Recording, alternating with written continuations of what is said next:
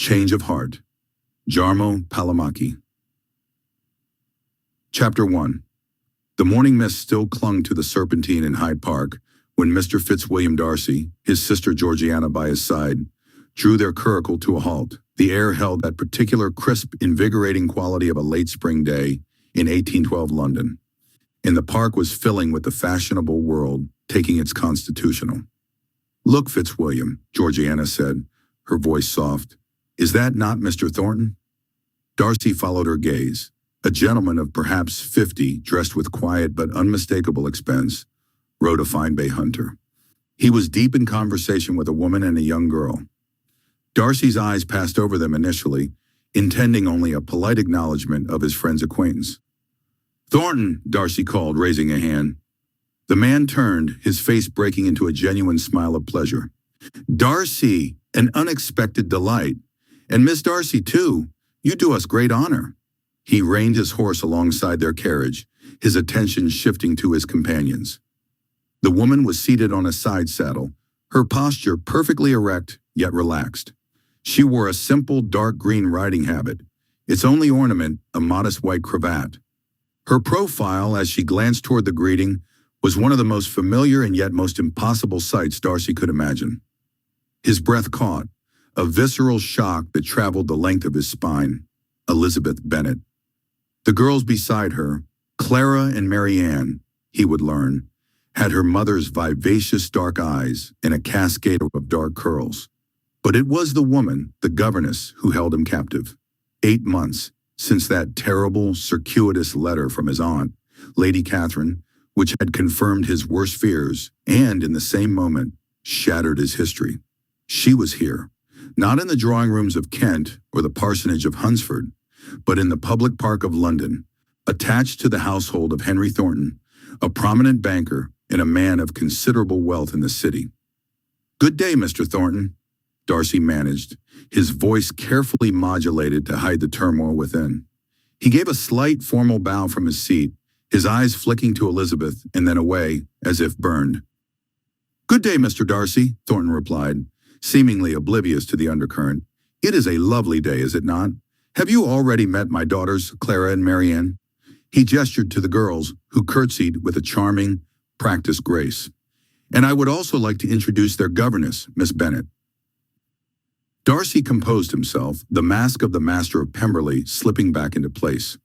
He turned first to the daughters, as protocol and Thornton's introduction dictated. "Miss Clara, Miss Marianne, I am charmed." His manner was civil, correct.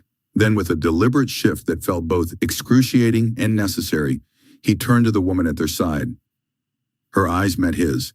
The vivid, intelligent brown he remembered were now tempered by a weary prudence. Yet the spark was undeniably there, banked but not extinguished. The simple dress could not conceal the elegance of her form nor the quiet assurance of her bearing. She was no longer the Lady of Longbourn, daughter of a landed gentleman, but something far more complex and poignant, a gentlewoman in service. "Miss Bennet," he said, the name a fragile thing on his tongue. "I am astonished. You are now working as a governess? What has happened?" The question, blurted in a moment of lost control, hung in the air. Thornton looked between them, his brow furrowing with polite curiosity. "You know each other? What an interesting coincidence." Elizabeth's composure was flawless. A faint, almost imperceptible blush touched her cheeks, but her gaze remained steady.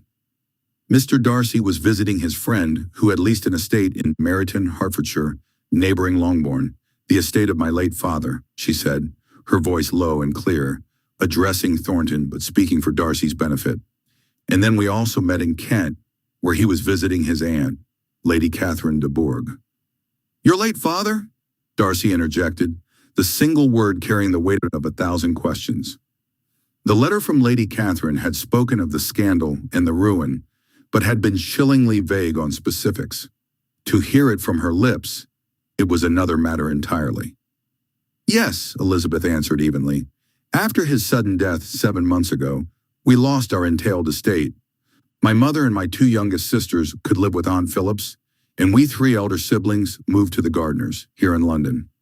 Jane and I decided to start work as governesses, and I was happy to find a place with the Thorntons. My Uncle Gardner knew them through their financial relationships. The words were a neat, tidy summary of a catastrophe. Lost our entailed estate. The phrase was a legal euphemism for the violent unraveling of a family's home, heritage, and security. Darcy remembered Mr. Bennet, a sensible man, a landowner. Sudden death, an entail that passed to a distant male cousin.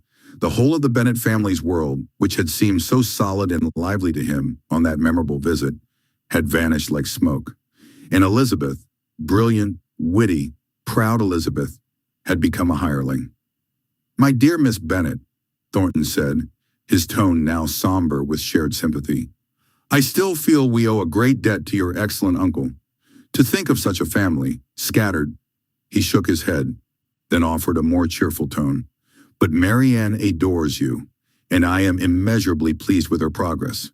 It is a happy arrangement for us."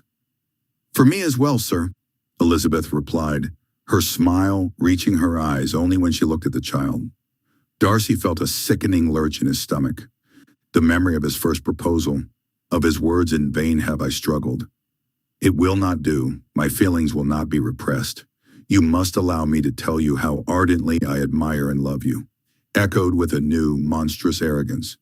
He had spoken of her defects, her low connections, the want of propriety in her family, and then, in the very next breath, had asked her to share his life, to be separated from that family forever. He had offered to elevate her, and she had refused him with a dignity he had only begun to comprehend. Now here she was, not elevated, but reduced, entirely through no fault of her own, and with a dignity that seemed more profound than ever. He, with all his wealth and the vast, secure acres of Pemberley, felt like a vagabond before her. "Mr. Darcy," Georgiana's gentle voice broke his reverie. "Are you unwell?" "No, Georgiana," he said, forcing his attention to his sister, merely surprised by an extraordinary coincidence. Thornton, sensing the conversation required a delicate touch, made his excuses. "We must continue our ride before the dew is entirely burnt off the grass. Miss Bennet, Marianne, shall we?" He tipped his hat to Darcy and Georgiana. "Miss Darcy, your brother is a most welcome sight. Perhaps we shall have the pleasure of a longer acquaintance." As they moved off, Darcy's eyes remained fixed on the trio. Elizabeth did not look back, her focus entirely on Marianne, pointing out a waterfowl with a graceful sweep of her hand. The scene was one of serene domesticity, a pocket of tranquility she had likely fought hard to carve out. The thought of her working for her living, dependent on the whim of a London merchant, no, a financier, a man of sharp business acumen, was a constant dull ache. "Brother," Georgiana whispered, her blue eyes wide with understanding. "That was Miss Elizabeth Bennet." "Yes," Darcy rasped. "She seems, well, she is a governess," he stated, the fact a raw wound. Georgiana had the sense not to press. They drove on in silence, the cheerful chatter of other park-goers, a discordant backdrop to the silence in their carriage. That night, alone in his rooms in town, Darcy could not rid himself of the image. Her changed circumstances were not merely an anecdote. They were a living, breathing testament to his own past failings and the brutal mechanics of the world. His aunt's letter had been a weapon, wielded with careless cruelty, and its target had been an entire family. He had been the instrument of his aunt's disdain, but he had also been her willing audience. He had judged her by the vulgarity of her mother and the flirtations of her younger sisters, and had then, in his pride, assumed that to marry her would be a condescension. And she had survived it. She had not broken. She had gone to her sensible aunt and uncle in Cheapside, and had, with her sister, determined to earn her bread with the only respectable tool she possessed, her formidable mind. The woman who had once reproved him for his haughtiness at Hunsford was now imparting knowledge to a merchant's daughter. A decision, slow and heavy as molten lead, began to form in his mind. It was not a grand gesture. It was not even, he suspected, a welcome one. It was a debt of honor, incurred long ago in a library in Kent and finally, painfully, acknowledged. Chapter 2. The Thornton residence was a large, elegant townhouse in a respectable square near Bedford Square. Darcy, having made discreet inquiries through his banker, who, as fortune would have it, was also closely attached to Mr. Thornton, knew the house well. He did not call. Instead, he waited one afternoon as Marianne was being collected by her mother's carriage for a drive in the park. He stood across the street, a silent specter in his dark, immaculate coats. He saw the front door open and Marianne emerged, followed by Elizabeth. The governess stood on the step, giving final instructions to the child, a shawl draped over her arm. She looked thinner, Darcy thought, shadows more pronounced beneath her eyes. The life of a governess was one of constant availability, of emotional labor for a wage, with little respite. As Marianne's carriage turned the corner, Elizabeth turned to go back inside. She paused, sensing a presence. Her eyes scoured the opposite pavement and found him. For a long moment, neither moved. The bustle of London went on around them, a river of carriages and footmen. But their street was a small island of suspended animation. Darcy crossed the road. He did not approach the house, but stopped at the bottom of the steps, looking up at her. "Miss Bennet," he said, his voice low. "Mr. Darcy." Her hand tightened on the shawl. "This is an unexpected intrusion. I could not call without causing speculation that would be deleterious to your position." A flicker of wariness in her eyes, but also a hint of curiosity. "And what is the nature of this intrusion?" He held out a small, plain sealed packet. She did not take it. "This contains a formal acknowledgement of debt and a draft on my bankers at Messrs. Coutts for the sum of £5,000. It is to be held in trust for the children of your late father, to be divided equally among your 5 sisters, upon their respective marriages or ages of 21, whichever first." Elizabeth's breath left her in a soft, audible sigh. Her cheeks paled. "Mr. Darcy, what is this?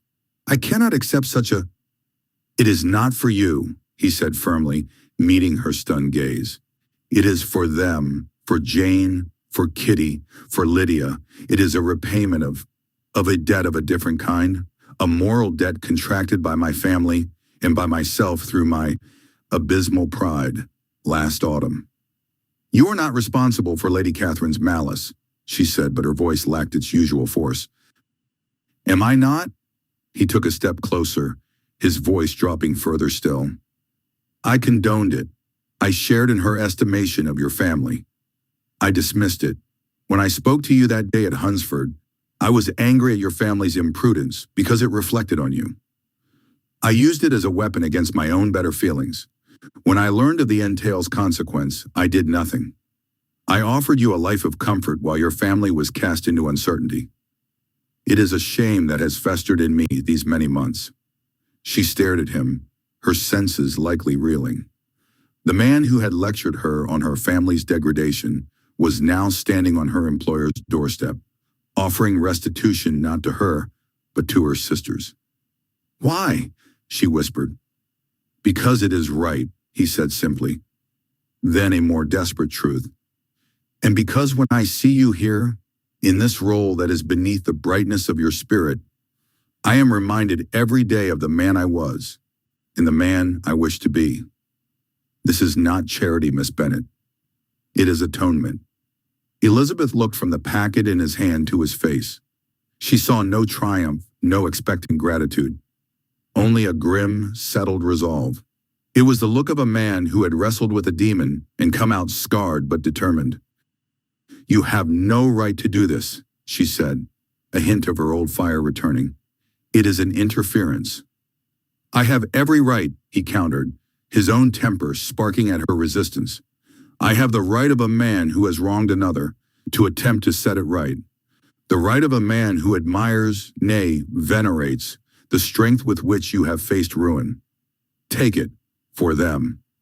The confrontation was palpable. Finally she reached out, her fingers brushing the packet. She did not take it, but her hand lingered. "You understand," she said, her voice thick, "that my sisters will feel the weight of this as obligation, not bounty? They are proud. As are you, and as am I. Let it be a secret between us then. Let them believe a benefactor, anonymous and permanent, has come forward." Let them live without the shadow of destitution, without needing to rely on the charity of relations or the mercenary calculations of suitors. She closed her eyes for a second. When she opened them, the tears were firmly banked. You are a stubborn man, Mr. Darcy. I am a changed one, Miss Bennet, or I am trying to be. He paused, his heart hammering against his ribs. May I speak to you again? Not here, not in such a public fashion. When your duties permit? The question was a deeper intrusion than the money. She studied him, searching the face she had once found proud and disagreeable, now seeking the sincerity he so desperately wanted to project. The risk for her was immense. To be seen speaking alone with a gentleman of his consequence could be the ruin of her reputation, even as a governess. You wish to atone, she said slowly. Then you must understand that my time is not my own, and my position depends on appearances. I understand completely. I would propose a meeting with the sanction of Mr. Thornton, a discussion regarding the education of young women, a topic on which you must have considerable and, I dare say, progressive insight. It was a thin guise, but it was something. She considered it, her mind visibly racing. To see him, to speak to him freely was dangerous, and yet impossible to deny. I will speak to Mr. Thornton, she said finally. If he deems it appropriate for me to consult with a friend of his on educational matters, I will inform you. It was not an acceptance, but it was a door left ajar. Darcy gave a slight formal bow, the deepest he could manage on the pavement. I am in your debt, Miss Bennet, for your consideration. He turned and walked away, not looking back. He had opened the floodgates. He had risked everything, his pride, her precarious position, his own heart once more, on a desperate act of reparation. He had not asked for forgiveness. He had not even asked for her regard. He had merely offered the sincere, tangible proof of his regret. Now he could only wait. Chapter 3. The reply came not from Elizabeth, but from Henry Thornton himself. Darcy, at his townhouse in Grosvenor Street, received a card one morning. Henry Thornton requests the pleasure of Mr. Darcy's company for dinner on Thursday next, at 8 o'clock. A small gathering. The subject of female education, particularly for the emerging mercantile classes, will be discussed. It was an invitation. It was a test. And it was, Darcy suspected, largely engineered by Elizabeth. He accepted with alacrity. The Thornton dinner was a revelation. The table was not cluttered with the titled and ancient, but with men of influence, a publisher, a banker, an engineer of canals, and a member of parliament with radical leanings. The conversation was of practicalities, of curriculum, of need, of how to equip young women to manage households, charities, and even businesses in an increasingly complex world. And there, sitting at the foot of the table, demure but contributing with startling intelligence when prompted, was Elizabeth. She was not an ornament. She was a participant. Darcy watched, mesmerized, as she dismantled a patronizing suggestion from one of the men about accomplishments with a gentle, devastating logic about utility. She spoke of the education she had received at her father's knee, of the access to books, of the value of critical thought, all things he had once been tempted to dismiss as unladylike. Thornton, noticing Darcy's fixed attention, leaned over after the port was poured. Your Miss Bennet is a remarkably sharp instrument, Darcy. She's been invaluable in shaping Marianne's mind. We were considering starting a small day school for the daughters of our business associates' families. The governess system is patchy at best, often leaving girls with smatterings of French and music, but no sense of the world. She would be an exceptional leader for such an endeavor, Darcy said, the words leaving him before he could temper them. Thornton's sharp eyes missed little. I suspect you know her rather better than the acquaintance in Kent narrative suggests. Darcy met his gaze. Our families were neighbors. We were acquainted. Thornton took a sip of port. She is a woman of formidable integrity, and I gather a considerable trial of those less scrupulous than myself in their business dealings. A combination I find rare and valuable. After the other guests had departed, Darcy found himself lingering by the drawing-room fireplace with Thornton. Elizabeth had withdrawn with Marianne to the schoolroom to check the girls' lessons. "You sent me the draft, Mr. Darcy," Thornton said, getting straight to the point, his tone devoid of malice but full of business-like precision. "I did. Anonymously. As anonymous as such a large transaction can be. A noble gesture, unwise perhaps from a purely social standpoint. If word got out that Miss Bennet had a secret benefactor of your station, it would conjure 1,000 salacious tales. It would poison her reputation and mine by association." Darcy had not considered that. The scandal would shift, but it would still be a scandal. I wished only to repair a wrong." Thornton studied him, the seasoned financier assessing a risk. "The wrong was to her family's estate, not to her personally, and it is repaired. The property is gone, but the people are provided for. That is an end to it," he paused, "unless your interests extend beyond atonement." Darcy's jaw tightened. "My interest is in ensuring the well-being of a family I inadvertently helped dispossess. And in the governess who is, by all accounts, the finest instructor I have ever encountered." Thornton's gaze was not unkind, but it was probing. "Miss Bennet is a treasure. She has refused 2 excellent offers of private positions from families of my acquaintance since coming to me, choosing to stay because she believes in the school project. She has principles, Darcy, strong ones, and a past that includes a rather pointed rejection of a certain great landowner from Derbyshire, I believe." The air grew cold. Darcy said nothing. "I do not deal in gossip," Thornton continued, "but in a world as small as London's upper crust, some things are inevitable. She has spoken to me, in confidence, of a difficult encounter in Kent. She did not name you, but I have ears." He poked the fire. "She is no longer the daughter of a gentleman. She is a working woman. Her independence is hard-won and fiercely guarded. If you are contemplating anything other than a quiet, respectful friendship, one that does not compromise her, then I must ask you to leave this house and never darken her door again. I value her too highly to have her life disrupted by a gentleman's caprice, however well-intentioned." The words were a charge, a challenge, and a warning. Darcy felt a grudging respect for the man. "There is no caprice," he said, his voice low and steady. "There is only a long-held, profound admiration that I was too foolish to recognize until it was too late, and a determination to prove myself worthy of her notice, if she will ever deign to grant it. On any terms she sets." Thornton's stern expression softened a fraction. "Then you may stay for coffee, and you may speak with her, but the terms will be hers." Chapter 4. When Elizabeth entered the drawing room some minutes later, she looked composed, but Darcy saw the faint tremor in her hands as she poured the coffee. She did not meet his eyes immediately. Thornton made a polite excuse about business correspondence and left them alone. The silence that followed was enormous, filled with everything unsaid between Rosings and Hunsford, with everything that had happened since. "You spoke with Mr. Thornton," she finally said, not looking at him. "I did." "About what? The school?" "Among other things."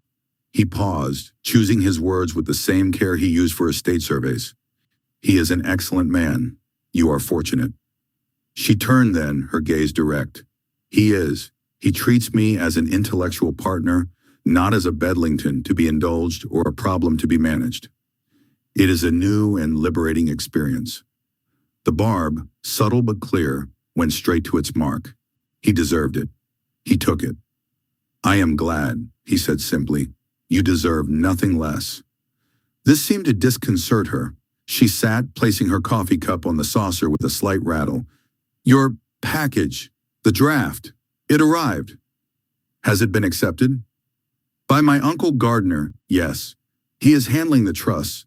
There were questions, but he accepted the necessity of an anonymous benefactor, given the source." She looked at him then, really looked.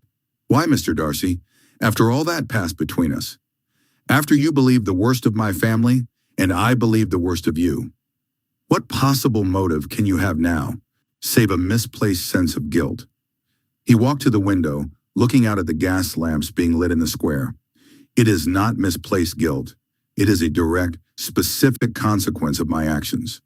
My aunt's letter was the final blow, but my earlier conduct was the wind that felled the tree. I saw you in the park, and I saw what your father's death and the entail cost you. Your home, your place in society, your certainty of your own worth. I saw it in the way you stand, the way you hold yourself as if you are perpetually conscious of a fall from grace. I cannot undo the past, but I can, perhaps, alleviate one of its cruelest financial consequences. He turned, and my motive is not merely guilt. It is respect, the respect one feels for a force of nature, for a person who, when the ground crumbles beneath them, does not fall but builds a new foundation on the rubble. You did not retreat to your aunt's house as a dependent, broken creature. You and your sister became teachers. You chose to influence the future rather than lament the past. It is the most remarkable thing I have ever witnessed. Tears, which she had so valiantly held back, now traced slow paths down her cheeks. She made no move to wipe them away. And this is all? An acknowledgement of my fortitude? A quiet financial settlement for my sisters? He walked back to her, stopping a respectful distance away. No, this is the beginning of an attempt to prove to you that the man who stood before you in Kent was a fool, that the man who sees you now is in awe of you. The words hung between them, a fragile, terrifying thing. Elizabeth's breath hitched. You ask for the impossible, Mr. Darcy. You wish to court me? A governess? The ruination of any family you might be connected to is less than what you would invite by aligning yourself with the daughter of a disgraced country tradesman's daughter. You have Pemberley to think of, your sister, your name. Let me worry about Pemberley and my name, he said, his voice thick. You have already taught me to care less for them. My concern is for you, for your happiness, for the chance, however slight, to earn a place in your estimation. Not as a condescending nobleman offering a home, but as a man who admires you, who has been humbled by you, and who wishes only to be allowed to know you again, on whatever terms you dictate. For a long time she was silent, looking into the fire that crackled in the hearth of a house where she was an employee, a paid companion, in a life of intricate social constraint. The gravity of his request, of his presence here, was immense.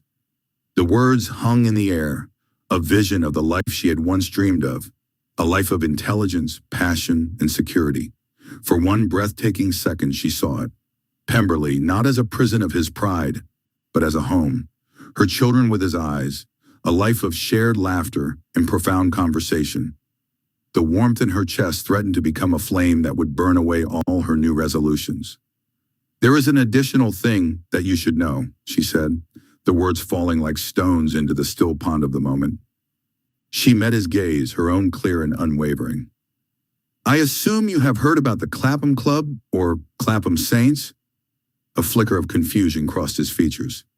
I have heard the name, a group of religious enthusiasts. My aunt speaks of them with some disdain. I have been attending the gatherings already several times, together with Mr. Thornton and Miss Marianne. That has touched my heart very deeply. When I am with them, I experience such a love of God. That has changed my life totally. I am no more the same person. I love Christ more than my own life. Darcy's face, already grave, shuddered. The open, pleading look vanished, replaced by a familiar, imperious reserve. You mean I have to join some kind of sect so that you could accept me? His tone, tinged with the old disdain, was a cold splash of water. The spell was broken, the warmth receded, leaving behind the firm, cold rock of her conviction. No, that was not what I meant, Elizabeth answered, her own temper rising at his misunderstanding. In the Clapham Club, we have people from different churches and denominations. Church of England mostly, but also some Presbyterians, Methodists, and Calvinists among others, all in perfect harmony with each other, because we concentrate ourselves on the essentials of our faith and allow everyone one's own nuances of individual conviction. So you mean I should start to attend those meetings as well? He asked, the question itself a concession, yet his tone suggested he viewed it as a pointless penance. The question is not attendance, but the state of heart, Elizabeth said, her voice dropping to an earnest, urgent whisper. You are a good man, and I respect and even admire you, Mr. Darcy. but I cannot attach myself to anyone that does not have that love for Christ in his heart. I am very sorry to reject you again, but I cannot violate my conscience." Darcy drew himself up to his full, imposing height. The air grew cold between them. "You have expressed yourself clearly enough," he answered, the irritation now thinly veiled. "I regret to have taken so much of your time. I will leave you now." He turned to go, then paused at the doorway, his back stiff. "I just want to add, God bless you." The phrase, uttered with such stiff formality, was almost an epitaph. He left. The click of the front door was a period, closing a chapter she hadn't known she was still reading. Elizabeth sank back onto the sofa, her hands trembling. She had done it again. She had rejected a man of impeccable character and profound regard for her. But this time it was not for a slight, not for a wrong done to her family, but for a positive, unshakable good. She had chosen her king. The cost was a love that might have been heaven on earth. But the alternative, an unequal yoke, a marriage where her deepest soul was a foreign country to her husband, was a purgatory she could not endure. She picked up her sampler, the neat stitches a mockery of the turmoil within. She had chosen the narrow gate, and now she must walk it alone. Chapter 5.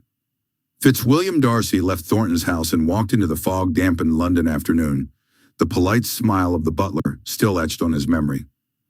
"God bless you." The words tasted like ashes. He had meant them as a Christian benediction, a final, proper courtesy.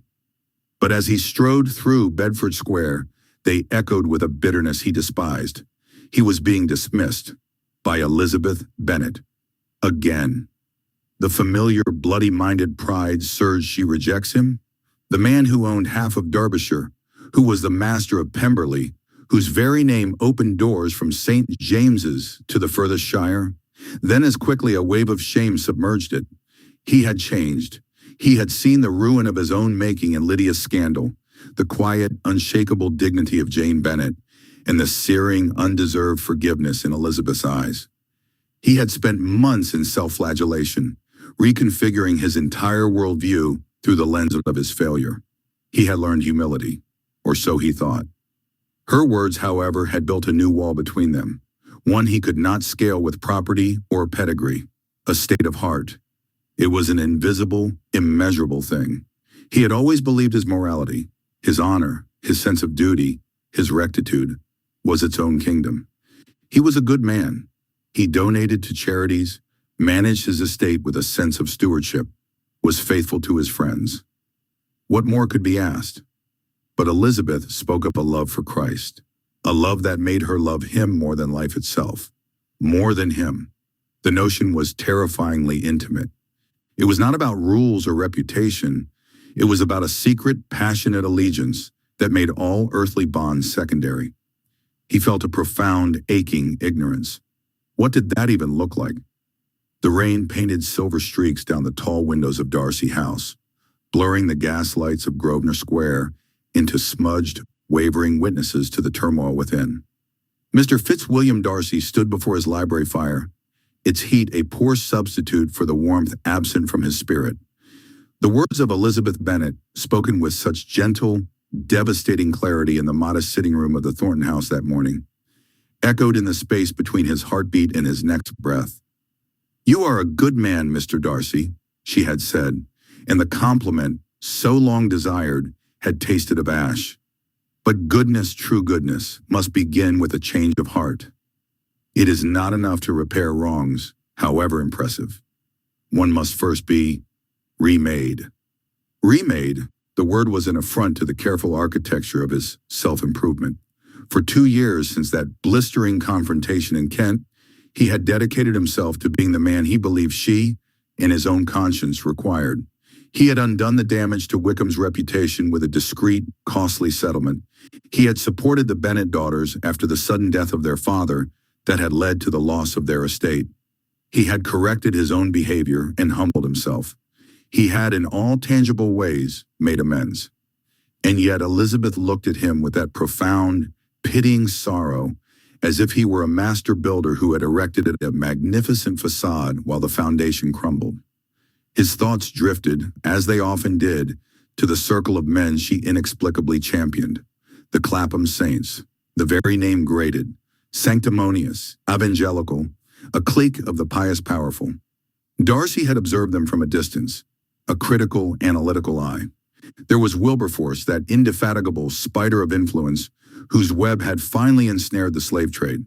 There was the sharp, legal mind of Stephen, drafting acts that carved poverty and vice into legislative targets. There was even the Prime Minister, Pitt, slipping into their gatherings as if seeking a moral ballast for his immense political weight. Their achievements were not mere talk. They had altered the very landscape of the nation.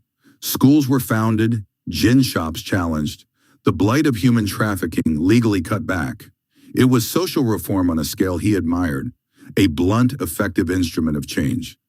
He had even found himself, against his will, in quiet conversation with a minor baronet who was a regular at Clapham.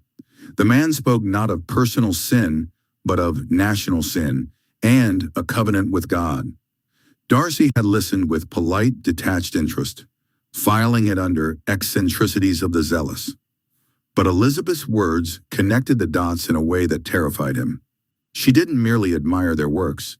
She spoke of their heart. "They love Christ, Mr. Darcy," she had said simply, when he questioned the necessity of such a specific, personal devotion. "That is the engine. The rest is merely steam." How could one love a person they could not see, touch, or hear? It was an abstract, a theological proposition. Not an emotion with the tangible weight of his love for Elizabeth, a love that physical presence, her gestures, the very light in her eyes, had made real and undeniable. Her demand felt like asking him to fall in love with a theorem. A servant entered, banked the fire, and placed a newly arrived letter on the desk. Darcy's name was written in a firm, unfamiliar hand. The seal bore a crest he did not recognize. With a sigh, he broke it. "Mr. Darcy, I am instructed by our mutual friend, Mr. Thornton, to forward this to you. He believed you would wish to see it without delay. The enclosed is a printed broadsheet from a group calling themselves the Clapham Association for the Reformation of Manners. They are conducting a campaign in the parishes around us. The language is fervent. Yours, J. Hammond." Beneath the note was a crude, single-sheet publication. Darcy scanned it. It was not a legislative proposal or a polite tract. It was a Jeremiad, a fire and brimstone call to personal repentance. It spoke of the leprosy of idleness and lust in our own houses, of the judgment of God hanging over a nation that hymns his praises while filling its gutters with the drunk and its factories with the broken child. It named no specific vices of the elite, but its subtext was a scalpel to the pride of the comfortable. It ended not with a call to Parliament, but with a call to prayer. "Let every man cry out to the God of hosts, not for the reform of his neighbor, but for the cleansing of his own heart." The paper felt poisonous in his hand. This was not the effective societal machinery he respected. This was emotional blackmail, a demand for a sentiment he did not possess. He crumpled it, the fire's reflection dancing on the silver paper, and threw it onto the hearth, where it blackened and curled. Yet it would not burn away. Elizabeth's face, alight with a conviction he could not argue with, replaced the flames. He saw her with the Thornton family, their simple, unadorned goodness. It had nothing to do with 10,000-pound settlements or elegant houses. It was a quiet, constant being, and he, with all his rectified estates and mended reputations, felt like a ghost in comparison. The following afternoon, Darcy attended a small gathering at the home of Lord Something or Other, a man whose political alliances were as fluid as they were prominent. The talk, as ever, turned to the saints. A baroness with a sharp tongue and sharper elbows pronounced, "Oh, it is all very well for Wilberforce. He has nothing better to do. But to lecture us on gin and slavery from the comfort of Clapham? The hypocrisy is breathtaking. They have made a trade out of virtue, I hear." Darcy, standing with a glass of claret, found himself speaking. His voice was quieter than usual, but it cut through the chatter. "I have observed their work. The Slave Trade Act was not passed by men resting on comfortable sofas. It was won by decades of relentless, unglamorous petitioning. The schools they build are not for their own children, but for the children of the poor they could easily ignore. Their virtue, madame, appears to have considerably more practical effect than our comfortable cynicism. The room fell silent, surprised by his uncharacteristic defense. He felt a flicker of something, not pride, but a grim satisfaction in stating facts. He left early, the words echoing. He had defended their methods, their output. He had praised what was visible, measurable, admirable, exactly what he valued, and yet the praise felt hollow. He had argued for the architecture, while Elizabeth insisted on the soul of the building. Chapter 6. The crisis of his understanding came on a Sunday. Avoiding the fashionable hours at his own ponderous, half-empty church, he found himself in a smaller, less atmospheric parish in a quieter part of the city. The sermon was by a curate with a connection to Clapham. Darcy, expecting a dry moral lecture, instead heard a message that bypassed his intellect and lodged itself in his chest. The curate spoke not of rules, but of a relationship. We are not called to be mere correctors of society's ills, like tidy gardeners pruning only the visible branches, he said, his voice earnest. We are called to be changed from within, that the very sap of our being may be different.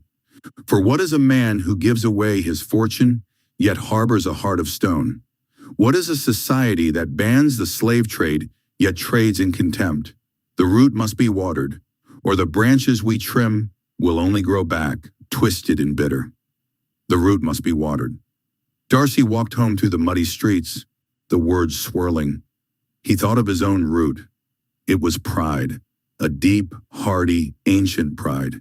He had pruned its worst branches, the arrogance that humiliated Wickham, the disdain that dismissed the tenantry. He had grafted on new shoots of justice and responsibility. But the root remained.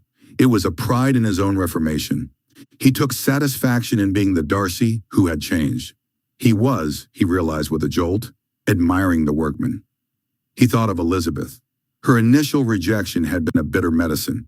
Her subsequent growing regard had been a balm, but her final crucial judgment had been a scalpel. She had seen through the improved behavior to the unchanged core. She saw a good man who still loved his own goodness. She needed, what? A man who loved something, someone more than his own virtue? A man whose motivation was not the earned respect of a lady, but a response to a love he could not see? The question how still tormented him. How does one love the invisible? That night, sleep evaded him. The rain had returned, a soft, persistent patter against the glass. He went to his desk and instead of ledger books or estate plans, unearthed a forgotten portfolio. Inside were the few sketches he had made of Elizabeth during their time in Kent. A quick line of her laughing, the curve of her profile as she read, the determined set of her chin while she walked. He had not looked at them in months. They were not masterpieces, but they captured the essence of a presence he could feel even in her absence. His love for her was real. It was built on memory, on the tangible evidence of her character, her mind, her spirit as he had experienced it. Yet she spoke of love for Christ as a foundation for everything else. Was her love for God somehow the source of the very qualities he had sketched? That unshakable integrity, that compassion for the messy, unlovely world, that cheerful restitution of her own opinions in the face of his pride? Was her character not just her own, but a reflection of something other? The thought was unsettling, a current pulling at the solid rock of his understanding. He had always separated the world into the seen and the provable. To love an unseen quantity required a trust more profound than any he had ever extended. It was a surrender of the very faculty he prized most, his own reason, his own agency, his own ability to master a situation. He returned to the fire, the crumpled broadsheet now a charred relic in the grate. He did not kneel. He simply stood, watching the last of the flames consume the paper, turning the furious black script to gray ash. I do not know how, he whispered to the empty room, the rain, the dark. I do not know the path. I see only the work to be done, and I have done it. Is that not something? It was not enough. Elizabeth's eyes in his memory did not waver. They held a patient sorrow, and a hope that felt more challenging than any censure. He thought of the Clapham saints again, not as a political faction, but as a paradox. They were peers and prime ministers, yet they knelt in prayer meetings. They wielded immense power, yet spoke of personal insignificance before God. They achieved historic reforms, yet confessed daily failures. Their power, he suddenly dimly comprehended, did not stem from their position. It flowed from their confessed weakness. Their engine was not pride and achievement, but gratitude for grace, a grace they believed was offered freely to the unworthy. He, Fitzwilliam Darcy, felt the full, terrifying weight of his own unworthiness. Not for the sins of his youth, those he had sought to atone for, but for the sin of his present, the sin of self-sufficiency, the sin of being a good man and calling it enough. The words of the curate returned, "The root must be watered." He had been watering the branches with the sweat of his own effort. The root, his heart, remained in parched, rocky soil. Slowly, stiffly, as if moving against a great physical resistance, Darcy moved from the hearth. He did not go to his bed. He went to the small, unused chapel in the west wing of Darcy House, a legacy of a more devout ancestor. It was cold, dark, the air thick with dust and the scent of old wood. The moonlight filtered weakly through a stained glass window, casting a pale, blue-tinged cross onto the flagged floor. He had not been in this room in a decade. It felt like a violation to enter it with his present proud, confused state of mind. But Elizabeth's words were a key. Not enough. Standing before the empty altar, the simple stone slab, he felt a colossal, humiliating bankruptcy. He could not muster love for an unseen God. He could not even properly desire to. His love was reserved for the seen, the known, the proven, like Elizabeth. But perhaps love did not always begin with feeling. Perhaps it began with a willingness to receive a different story. The story the saints lived by, the story Elizabeth embodied, the story that said, "You are loved, therefore change." He could not love what he could not see, but he could, just possibly, stop refusing the possibility that it was there. He could acknowledge his own inability. He could state the barren fact of his heart's dryness. His knees, stiff from years of standing aloof, buckled. The motion was clumsy, unthinking. He did not fold his hands. He simply knelt in the dust on the cold stone, his head bowed, his forehead nearly touching the flags. He did not pray, not in words. He simply was, present in his failure, present in his emptiness, present in the terrifying open space where his self-sufficiency had just been revealed as the flimsy thing it was. Outside, the rain fell on London, washing the streets, dripping from the eaves of St. James's, of Westminster, of the humble chapels of Clapham. Inside the silent chapel, Fitzwilliam Darcy knelt, and for the first time he did not measure. He did not calculate. He did not even strive. He simply waited, feeling the profound, aching vacuum where his own strength had been, and wondering, with a soul laid bare to the unfathomable dark, if any seeds, any grace, could possibly take root in such a place.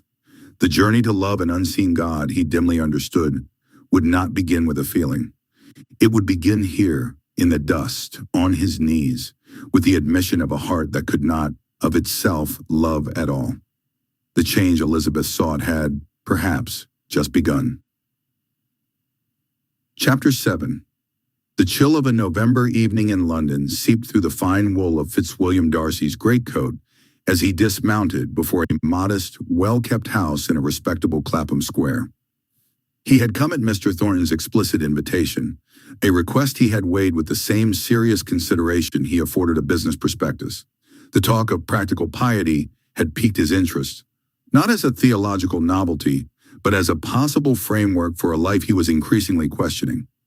More pressing, however, was the intelligence Mr. Thornton had sketched during their last meeting. Miss Mary Ann Thornton and Miss Elizabeth Bennet would not be in attendance this particular evening. The absence of the latter removed a significant source of mental turbulence, allowing him to observe without the constant, self-conscious calibration of his behavior in her presence. He was shown into a warm, brightly lit parlor, already filled with a quiet, earnest hum of conversation. The gathering was small, perhaps 20 people, a mix of gentlemen and ladies of the middle and professional classes. There were no opulent trappings, only solid comfort. Darcy, accustomed to the grand assemblies of Grosvenor Square, or the opulent pulpits of established churches, felt a moment's dislocation. This was a space of intention, not inheritance. Mr. Thornton, a man whose plain countenance was illuminated by a steady, intelligent light, welcomed him with a firm handshake. "Mr. Darcy, we are honored. The circle is richer for your presence."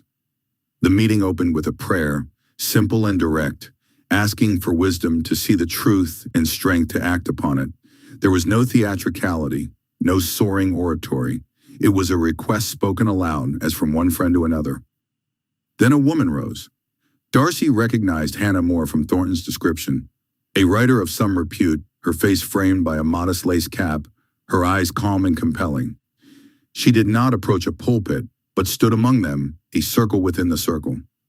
"Friends," she began, her voice clear and untroubled by rhetoric, "we are often in danger of mistaking the map for the territory. We may become so engrossed in charting the doctrines of our faith, in debating the nuances of grace and works, that we neglect to walk the territory itself. Our piety must be practical. It must have calloused hands and a patient heart, not just a refined intellect." She spoke against the seduction of false zeal, the kind that burns brightly for a moment, scorching the very soil it meant to fertilize. Zeal without discretion is a fire without a hearth. It warms no one and threatens to consume the builder. Her words struck a chord of recognition in Darcy. He thought of his own moments of indignant heat, particularly concerning Bingley's attachment to Jane Bennet, and his subsequent coldly rational interference. Had that been principled defense, or proud, possessive zeal, disguised as concern? He had acted on what he believed was a sound, if painful, judgment of character and circumstance. But had he considered the practical good, the hurt inflicted, the love impeded? "And our self-love," she continued, "dons many masks. One is the mask of being right. We will fight a theological point or a social slight not for the sake of truth, but for the sake of our own bruised vanity. We must not judge persons," she emphasized, her gaze sweeping the room, "but we are called to judge deeds. There is a world of difference. Our Lord ate with sinners. He did not condone their sin, but he loved the sinner with such transformative acceptance that the sin became intolerable to the sinner. Our task is to create that space of loving acceptance around us, so that truth may be received not as a condemnation, but as a gift. We must combine always integrity with discretion. Conscience must not be compromised, but it must speak in a language the world can hear." The room was utterly still, save for the crackle of the fire. Darcy felt a profound shift within him. He had always valued integrity. It was the bedrock of his character, the unshakable belief in his own moral compass.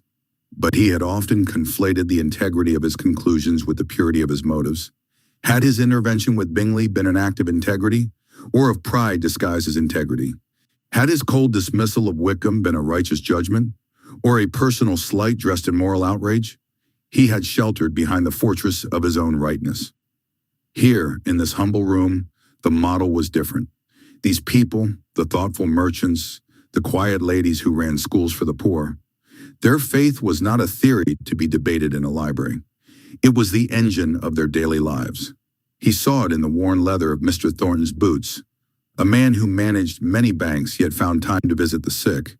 He saw it in the gentle, firm questions asked by a Mrs. Something or other about a struggling weaver's family. This was not the passive benevolence of a landed gentleman dropping a coin in a box. This was active, engaged, practical love. It required effort, humility, and a constant checking of one's own heart. And it was from this very soil, this Clapham, that Elizabeth Bennet had spoken of.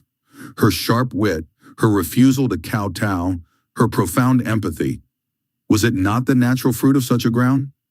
Darcy had seen the strength of her moral insight in her defense of Wickham, flawed as it was, and in her scolding of his own pride at Hunsford. She had judged his deed, his arrogant proposal, with piercing accuracy, while, he now dared to hope, not entirely condemning his person. Her family's lack of fortune, their low connections, had his own judgment of those circumstances been a true assessment of their character or a convenient cover for his own social prejudices. He had used principle as a shield for pride. The meeting ended with the singing of a simple hymn, the voices blending in modest harmony. Darcy stood apart, his hands behind his back, feeling the pull of a truth he had long resisted. The charity of these people, as he'd internally termed it, did not flow from a sense of duty alone. It welled from something warmer, something that saw the face of Christ in the laborer and the loser, not just in the gentleman. It was a love that enabled, not just condemned. As he prepared to leave, Mr. Thornton detained him by the door. "A heavy thought, Mr. Darcy. The words find their mark?" "They do," Darcy replied, his voice lower than intended. "Moore's exposition is formidable. It sets a standard not of belief, but of being." Thornton smiled, a knowing, gentle thing. "It is the harder standard, sir. The easier path is to be right. The harder is to be graceful. The former builds monuments to the self. The latter builds a kingdom, not of this world." The ride back to his lodgings in Grosvenor Square was a silent one. The bustling streets of London, the link boy lighting his carriage, the shouts of a costermonger, the chill wind whirling a discarded broadsheet, all seemed part of the territory he had neglected to walk. His estate at Pemberley was managed with scrupulous integrity. His tenants were well cared for. He had always believed that was enough. But was it practical piety? Or was it, as Hannah More might say, a conscience bound to moral principles, but a heart yet uncultivated to spontaneous charity? The image of Elizabeth Bennet arose, unbidden. Not the vision of her in elegant society, but a memory sharper for its rarity. Her muddy, disheveled state after her walk to Netherfield. Her eyes bright with health and a lack of fashionable pretense. She had been practical then, defending her sister with passionate, muddy-footed logic. She had lived in the territory, not merely mapped it. He had lost her, he believed, on the altar of his own pride and prejudice. But what if the remedy was not simply to regret, but to reorient? What if the path back, should such a thing ever exist, was not through grand declarations of enduring passion, which he now saw as another form of self-love, but through the steady, unassuming demonstration of a changed heart? A heart that learned to combine integrity with discretion, to love the person while steadfastly rejecting the sin, to fight not to be right but to be useful. The thought was terrifying. It demanded a revolution of the self more complete than any parliamentary reform. It meant examining every grudge, every silent judgment, every instinct to place his own perceptions above the messy reality of another's soul. He reached his silent, orderly house. A servant took his greatcoat. Darcy stood in the grand hall, the portraits of his ancestors looking down with solemn approval of his station, his rectitude. For the first time, their scrutiny felt less like a comfort and more like a challenge. They had managed estates, upheld family names, participated in the institutions of church and state. Had they loved their neighbors as themselves? Had they combined, in their own sphere, integrity with discretion? He mounted the stairs to his library, the fire low. He did not take up a book of poetry or a ledger. Instead, he walked to the window and looked out at the sleeping square, the gas lamps painting little islands of yellow in the pervasive gray. He saw not just buildings and streets, but a vast, complex territory of human need and human frailty. And for the first time, he felt not the weight of his own lonely superiority, but the terrifying, exhilarating possibility of a different kind of strength. The strength to kneel in the mud with someone, not to pull them out, but to sit with them there, and through that very presence point to a higher ground. The gathering of the Clapham saints had not offered him a theological answer. It had offered him a question sharper than any Elizabeth Bennet had ever posed. "Fitzwilliam Darcy, what are you going to do?" And for the first time, he was afraid of the answer he might find. Chapter 8. The next Sunday night, Fitzwilliam Darcy attended again in the meeting with the Clapham group in Battersea Rise House. The house was not grand, but it breathed a profound seriousness. The warm, muted light from oil lamps did not glitter. It pooled on well-worn leather chairs and shelves straining with heavy tomes. A dozen men and a few women sat in a semicircle. There was no ceremony, only a palpable sense of shared purpose. Mr. Henry Thornton, a man of robust build and sharper mind, opened with a simple, heartfelt prayer that spoke not of personal favor, but of societal burden. Darcy, who usually endured prayers as a polite formality, felt the words land with unexpected force. "Give us eyes to see the need and hands ready to work." Thornton then began, his voice clear and compelling. "Our center," he stated, "is the love of God, not a private affection, but a public trust. From that center, all else radiates. Our service to the nation, our application of faith to every social and political matter, our labor for the moral and physical welfare of the whole society." Darcy listened, his initial condescension slowly melting into awed attention. Thornton spoke of abolition not as a distant political campaign, but as a sacred vow. He turned to the formidable William Wilberforce, whose physical frailty was betrayed only by the steel in his eyes. "Wilberforce has carried the burden of this cause in Parliament for years on a tide of devotion," Thornton said. "The slave trade is abolished, but the institution of slavery itself, the chattel slavery in the islands, shames our empire and defies our God. We will not rest until it is utterly extinguished." Utterly, the word hung in the air. Darcy thought of his own tenants, their lives regulated by his dictates, yet free. The contrast was sickening. Here were men risking reputation, fortune, and health for people they would likely never meet, whose color and creed were alien. Why? For an abstraction? No. Thornton made it concrete. It was a violation of the Imago Dei, the image of God, in every human soul. The scope of their work was dizzying. Thomas Charles, a quiet Welshman with ink-stained fingers, spoke of Sunday schools. Not a few charitable lessons, but a national movement. He described the desperate hunger for the word, telling of Mary Jones, a 15-year-old girl who had walked 26 miles over bare mountains to Bala, only to find no Bible available. Charles had wept, he said, and vowed that no Welsh child would again walk so far for scripture. His society had printed and distributed thousands. Darcy thought of the well-stocked library at Pemberley, its books for show and study, and felt a pinch of shame. What was a library worth if not shared? Then came the Reverend Charles Simeon, whose very presence seemed a distillation of earnest energy. He described the work of the Church Missionary Society, not merely sending priests, but training them, equipping them with spiritual notes for their work, and sending them to Africa and the East. "We go not to plant England," he said, "but to plant the cross, to make disciples, to educate, to heal. It is a long work, but eternity is long." It was Wilberforce again who addressed what Darcy perceived as the most radical, most precarious venture, their work among the Jews. The room shifted. This was dangerous ground. For centuries, Christian Europe had marked the Jew as other, as a murderer of Christ, as pariah. Wilberforce spoke softly but without compromise. "We have been," he said, "shamefully ignorant of our own roots. Our faith is Jewish soil. We must uproot the prejudice we have so unhappily cultivated." Their society provided alms to poor Jewish families, not as condescension, but as fellow children of Abraham. They sought dialogue to teach the church its own heritage, and they prayed, simply and openly, for the coming of the Messiah, acknowledging that Yeshua was that Messiah, but approaching the conversation with a humility that recognized centuries of Christian betrayal.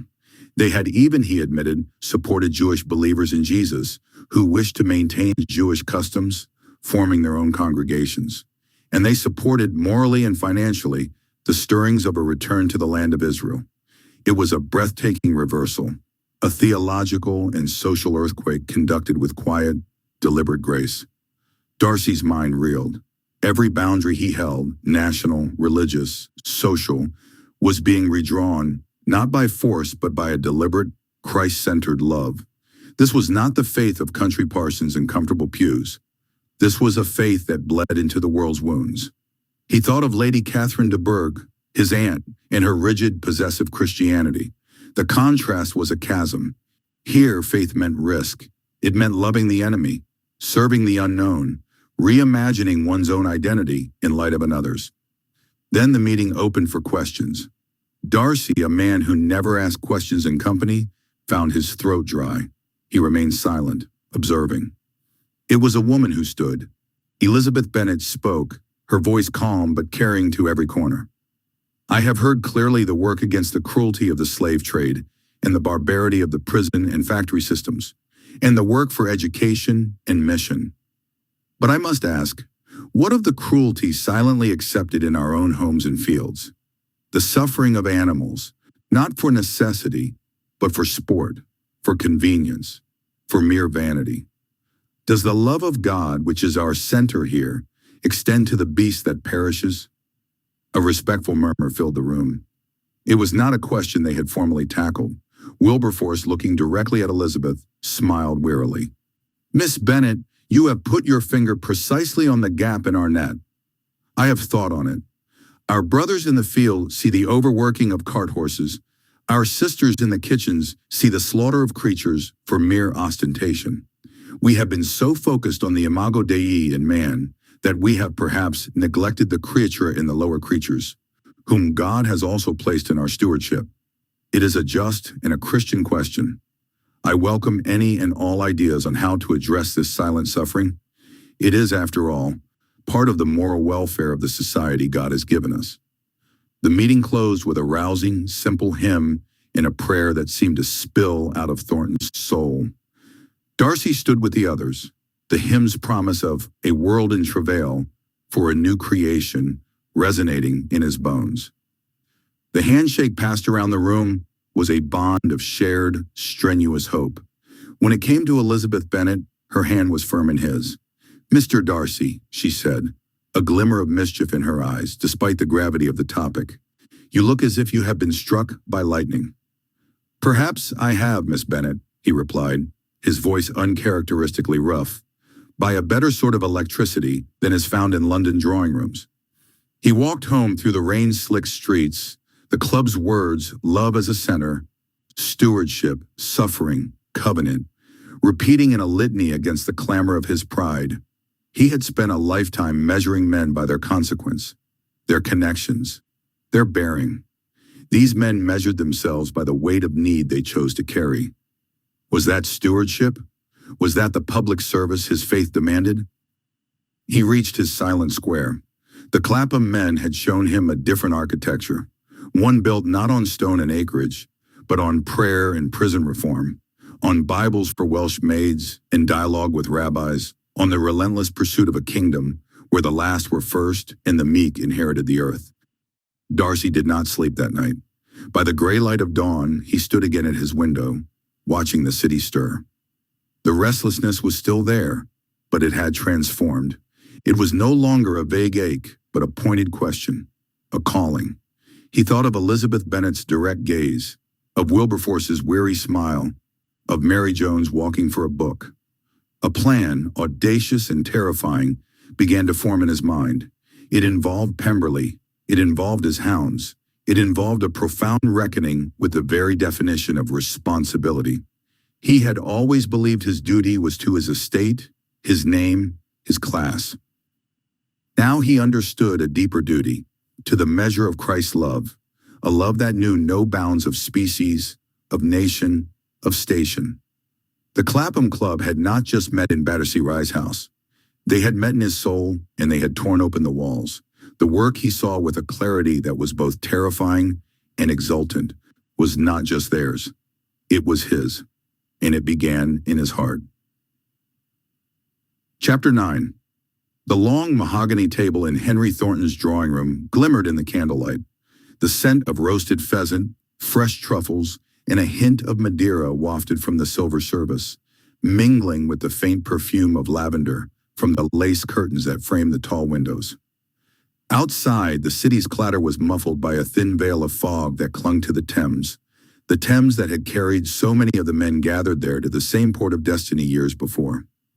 It was a rare convergence of souls, Mr. Fitzwilliam Darcy of Pemberley, the banker-philanthropist, Mr. Henry Thornton, whose credit had steadied the nation's finances during the war with Napoleon, the unflinching abolitionist, Mr. William Wilberforce, whose speeches in the House of Commons had turned the tide against the slave trade, and the former sea captain turned hymn writer, Reverend John Newton, whose amazing grace had become an anthem of repentance.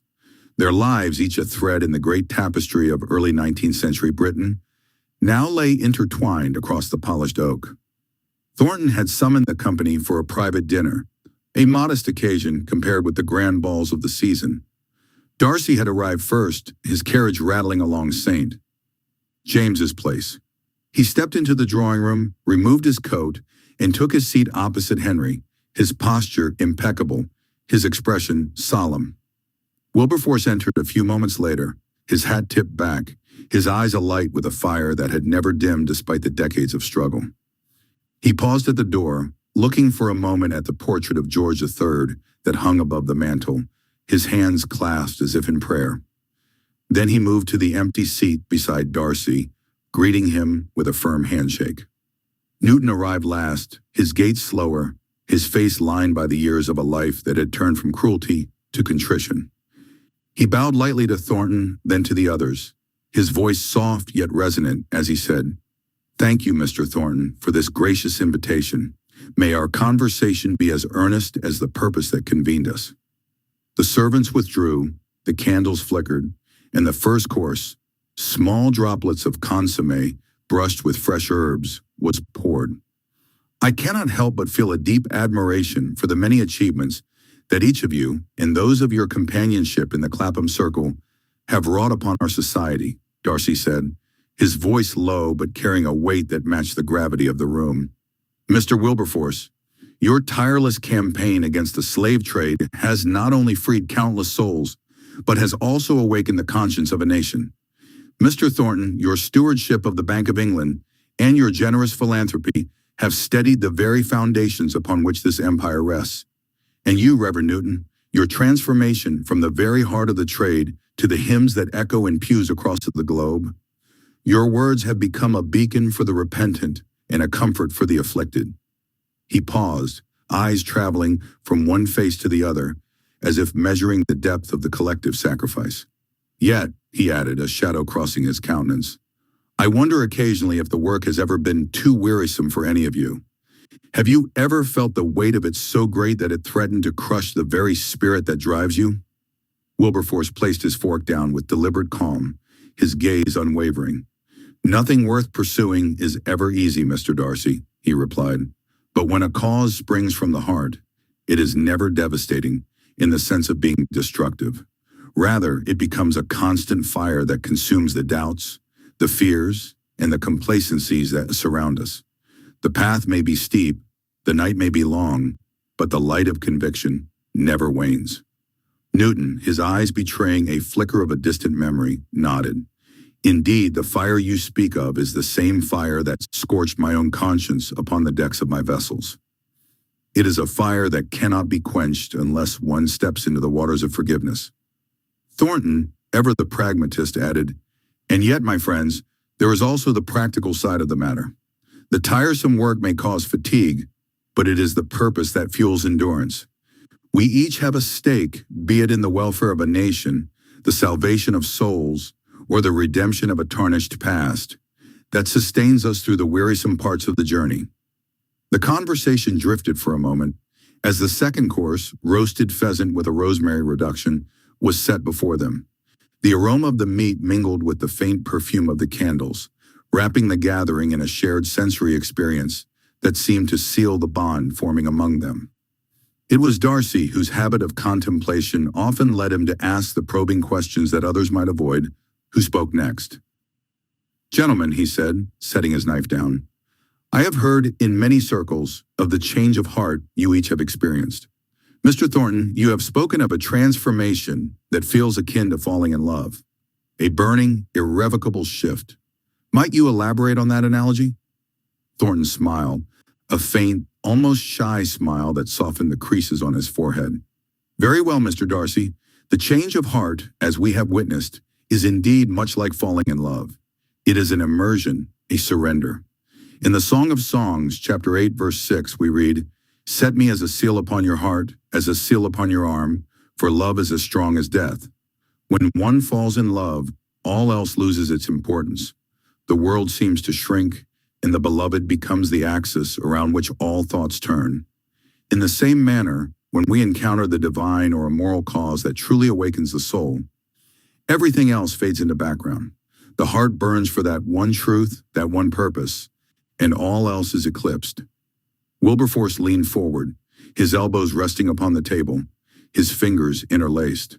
I recall a particular journey that cemented this shift within me. It was during the years I toured Europe with Isaac Milner, a fellow mathematician and clergyman.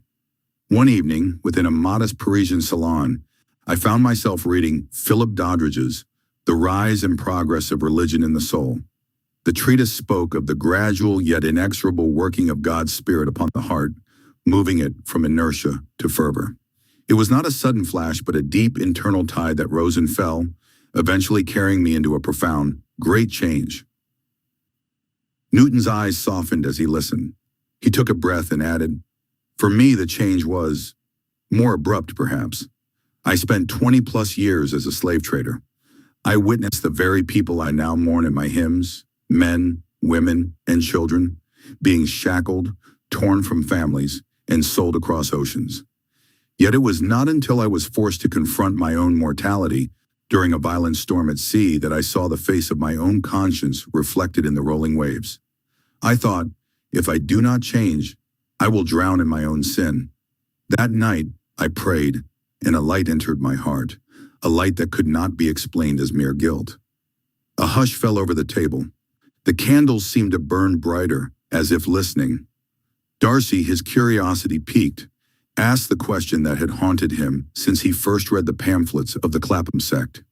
Was it guilt that drove you to such transformation, Reverend Newton? Or is there something else, perhaps a deeper, more compassionate force? Newton placed his hand, trembling slightly, upon his chest. Guilt is an instrument, Mr. Darcy, but it alone cannot forge a new heart. If guilt were the sole catalyst, I would have been lost in its grip, perhaps drowning in drink, or worse, succumbing to despair in a final act of self-destruction. Instead, guilt pointed me toward the door, but the door was opened by grace, by the boundless love of a Creator who sees even the darkest heart and invites it into light. He paused, his gaze drifting towards the portrait of St. George above the mantel, a symbol of chivalry and protection. Amazing grace, I wrote, not merely as a hymn, but as a testimony to that very journey. I once was lost, but now am found. 'Twas blind, but now I see. It was not my guilt that saved me. It was the mercy that met my brokenness, the humility that humbled me, and the forgiveness that freed my soul. Wilberforce nodded, his eyes reflecting in earnest empathy. I have felt at times the crushing weight of guilt for the sins of my nation, the involvement in the slave trade, the exploitation of the poor. Yet, like you, I have learned that guilt, when accompanied by sincere repentance, becomes a catalyst for action rather than a prison. It is the love of Christ that has transformed my heart into a furnace, burning for the emancipation of those enslaved. Thornton, ever practical, chimed in, "If we are to speak plainly, the change you describe is not a mere emotional swell. It is a reorientation of purpose. The heart, once centered on worldly gains or the comfort of status, is now anchored to a higher calling. It is a change that demands sacrifice. In my case, the decision to fund the Philanthropic Society of Manchester was met with ridicule and suspicion, yet the inner conviction that we must alleviate suffering drove me onward." Chapter 10. The candlelight in Henry Thornton's dining room flickered over silverware and the faces of London's thoughtful elite. Henry Thornton, a man whose fortune from banking was matched only by his fervent piety and abolitionist zeal, had been holding forth on the necessity of inner conviction over outward conformity. "One must till the soil of the heart, gentlemen," he'd said, his earnest eyes scanning the table. "All true reform, all lasting virtue springs from that hidden source." Darcy, who had listened with the polite, critical attention he reserved for matters of substance, felt a familiar perturbation. It was the same disquiet Elizabeth's initial rejection had stirred in him, a sense that a vital, intangible something was being discussed in terms he grasped but did not fully know. He took a slow sip of his claret, the rich Bordeaux a small anchor in the philosophical sea. "Mr. Thornton," Darcy said, his voice cutting through the murmur of agreement. The table turned to look at him. You have spoken much of the heart, but what is it really? You cannot mean that organ that pumps blood. A soft, scholarly chuckle moved around the table. Thornton smiled, not unkindly. He had long since discerned that Darcy's bluntness was not boorishness, but a form of intellectual integrity. You are correct, sir. With that word, we describe the innermost part of our soul. It is deeper than our mind or feelings or will. It contains our motives and priorities, and is the location for our conscience, love, and faith. But even such destructive forces as vanity, pride, and fear can reign in it. Although the state of our heart is invisible to other people, and even to ourselves for some extent, it manifests itself through our thoughts and feelings, will and decisions, speech and deeds. It is the source of it all, like a soil, where the plants describing our visible life grow. The metaphor settled. Darcy looked down at his plate, the roast beef suddenly irrelevant. A soil. The word conjured images of his own Pemberley estate, the dark, fertile loam that determined the health of the forest and the pasture. But a man's heart? That was a wilder, less tractable territory. A soil may lie fallow or be productive, Darcy mused aloud. It may be rocky or rich with worm castings. You say it contains our motives. How then does one read its quality? By the fruit. He gestured with his fork, as if pointing to the manifestations Thornton had listed. Precisely, Thornton nodded. But the reading must be done with humility and charity, for the season may be bad, the storm unseasonable. A good soil may, for a time, yield weeds, and a poor soil, under grace, may surprise. Reverend Newton leaned forward. The heart, Mr. Darcy, is the seed of what the ancients called eudaimonia, flourishing. It is not about fleeting happiness, but about being rightly ordered toward the good. The trouble is, we are often poor gardeners of our own souls. Darcy felt the word strike a resonant chord within him. He thought of his own garden, the one he had so carefully, so arrogantly tended at Pemberley. He had pruned with the shears of pride, judged the soil of others by the surface weeds of impertinence or poverty. He had believed his own motives were pure as driven snow, his priorities as unshakable as the Derbyshire cliffs. But Elizabeth's eyes, those fine, intelligent eyes, had looked not at his impeccable estate or his correct deportment, but through them to what lay beneath. She had seen the rocky, pride-hardened soil he had mistaken for bedrock. You speak of it as something that can be changed, Darcy said slowly, the enormity of the idea unfolding. A soil can be amended, limed, drained, or salted by sin and stubbornness, Thornton replied gravely. The heart can be softened by contrition or hardened by repeated defiance of its own conscience. It is the battleground, sir, not the passions. They are the weather. The heart is the climate. The conversation moved on to the abolitionist cause, to the volatile political climate with Napoleon's shadow lifting and the threat from America growing. But Darcy's mind remained in that private interior landscape. He saw his own past not as a series of correct actions, but as the product of a soil he had never honestly examined. His love for Elizabeth had not been a sudden lightning strike from a clear sky. It had been a seed that found, to his astonishment, a crack in his own granite, and had taken root there, forcing him to confront the barrenness he had cultivated. Darcy leaned back, his handsome features taking on an expression of contemplation. And yet, if all of this comes from the heart, what of the external forces? The wars, the politics, the economy. How do they interact with this inner fire? Thornton set his goblet down with a decisive clink. We are in a time of great turbulence, Mr. Darcy. The Napoleonic Wars have drained our coffers. The poor suffer, and the shadow of the slave trade still lingers. Nonetheless, the heart's fire can illuminate even the darkest corners of a nation.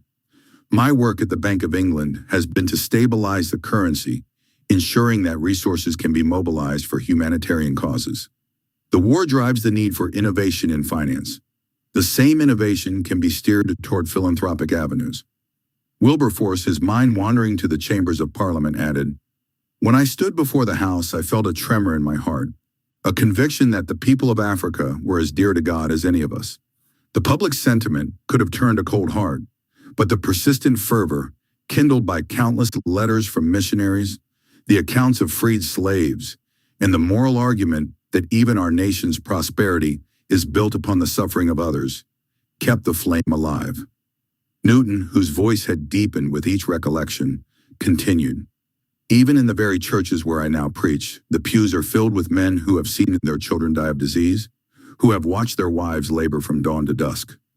The sermons I deliver now draw upon my own brokenness, offering a mirror in which they may recognize their own need for grace. The world outside is harsh, but the heart's change allows us to see the divine in every human face."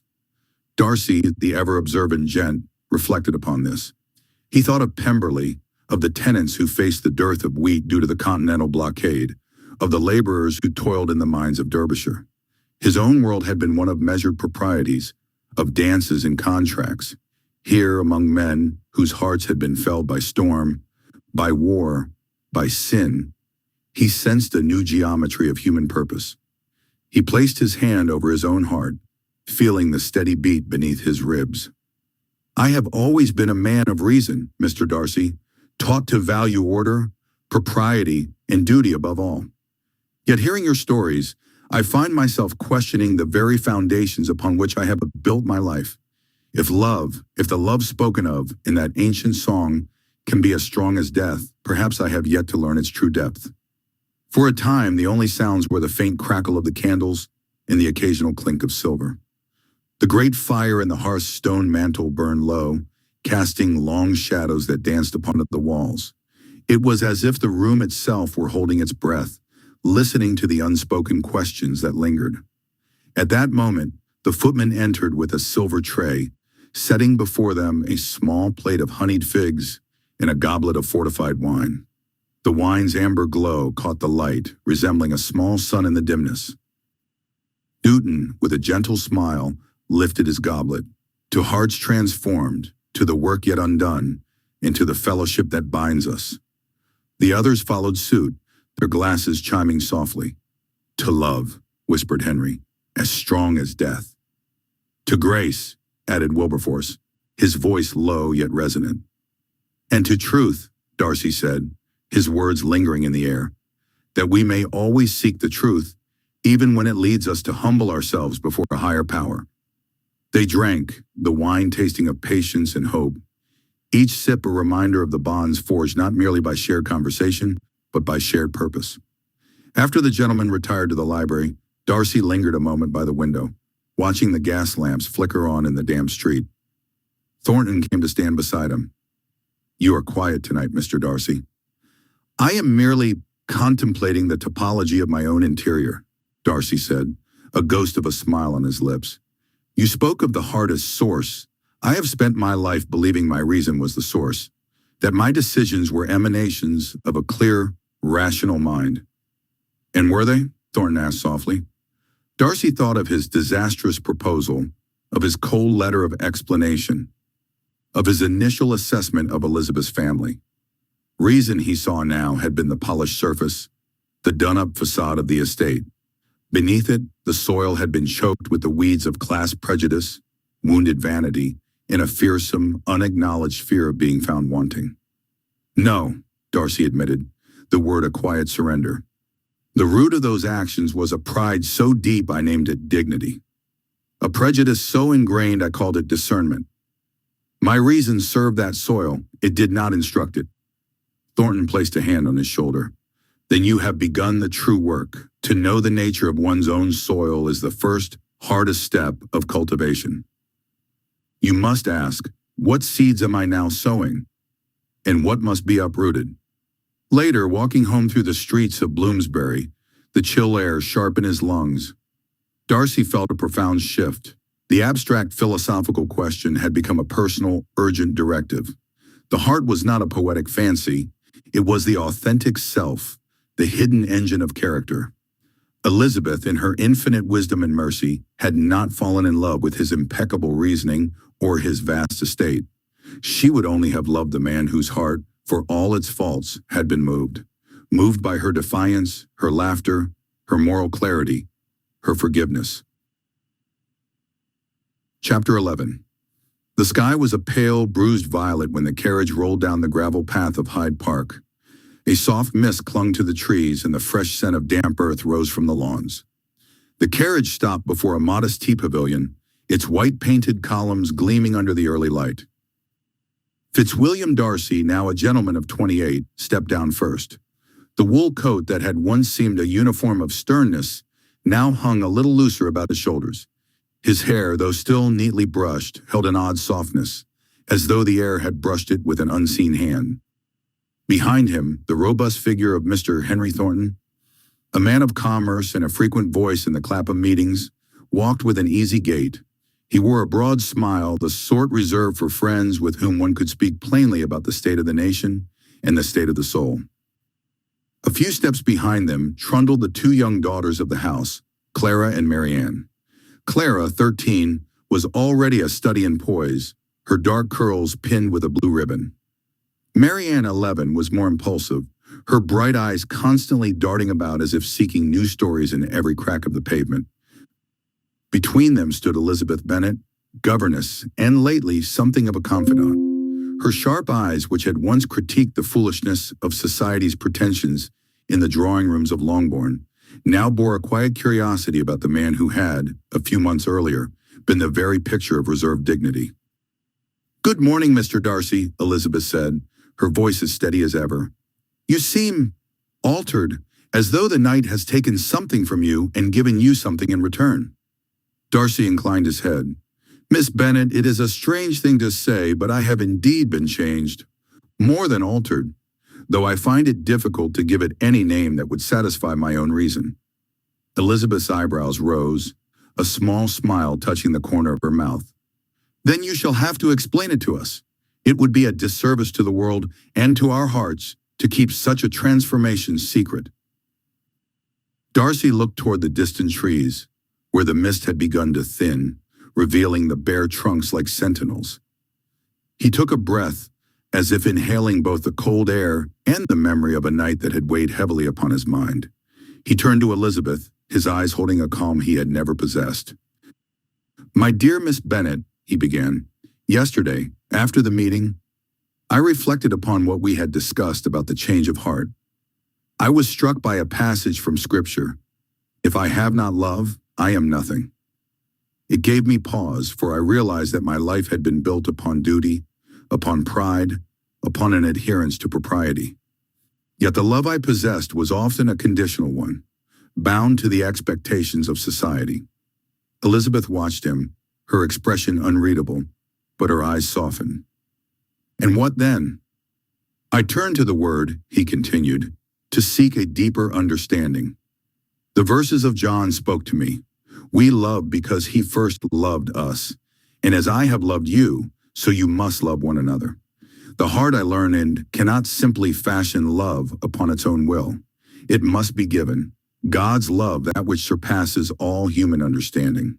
In a moment of desperate prayer, I asked him to change my heart, to fill it with his love. What followed was beyond my capacity to describe. The world seemed brighter, the very air seemed sweeter, and a happiness rose within me that I could not restrain." Elizabeth tilted her head. "You speak of a light that has entered you, Mr. Darcy. It is a beautiful thing, but such a light must be tended, lest it flicker out. A fruit, as you might know, does not blossom instantly. It takes time to grow, to become visible, to become fully ripe." Darcy nodded, his hand clasping his chest. "I understand your caution, Miss Bennet. I have felt an urge to reach out, to embrace everyone close to me. Yet I restrain myself, for I realize that love is not merely an impulse, but a deliberate, steady action. I promise you that I will give this change the time it needs to manifest. I shall not seek to impress the world with an instant transformation, but will let the fruit of this love appear in my conduct, my words, and my deeds." The group moved toward the tea pavilion's garden, a modest but well-tended space where azaleas in bloom and a small fountain provided a gentle murmur. The daughters, Clara and Marianne, darted among the blossoms, their laughter ringing like church bells. "Mr. Darcy," Clara asked, her voice bright, "is it true that you have been changed? Do you feel happier?"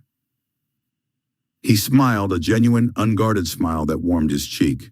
Yes, my dear, I feel a lightness that I have not known for many years. It is a happiness that does not depend upon circumstances, but upon a deeper assurance. Elizabeth watched the exchange, noting the sincerity in Darcy's tone. Though she had known the man's pride and reserve, she sensed that a new gravity, a new humility, lay beneath the surface. The world feels brighter, he added, looking beyond the pavilion at the distant spires of St. Paul's Cathedral. It is as if a veil has been lifted. I can see the lives of those around me, not merely as obligations, but as gifts. I think of the soldiers at Waterloo, of the mothers in the workhouses, of the children who dream in the dark alleys. I feel a pull to act upon that feeling. Henry Thornton placed a supportive hand on Darcy's shoulder. You speak of the love that moves mountains, mister.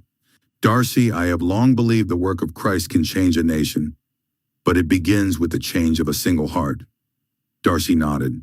Indeed, and I intend to cultivate that love, not as a burst of fireworks, but as a candle that, if tended, will light many rooms.